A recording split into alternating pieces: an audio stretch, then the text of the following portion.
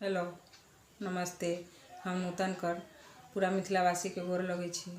अखन एकटा कन्यादान काल में जखन राम सीता के कन्यादान जनक जी करै छथिन तो ओहि काल के एकटा पद अछि जे हमरा बहुत सुंदर लागल अछि। कोशिश करै छी जे अहूँ सबके सुनाबी, मुदा में कोनो अगर त्रुटि हुए तो हम अहाँ सबसे अखने क्षमा प्रार्थी होइ छी।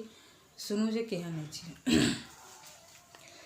भयो पानी गहन बिलोक विधि सुर मनुज मुनि आनंद भयो पानी गहन बिलोक विधि सुर मनुज मुनि आनंद भयो सुख मूल दूलह देख दाम्पति पुलक तन हुल सहियो करी लोक वेद विधान कन्या दान नित्य भूषण कियो हिमवंत जिमि गिरिजा महेश्वरी हरहि सिरि सागर दई तिमि जनक राम ही सिय समर्पी विश्व कल कीर्ति नई क्यों करे विनय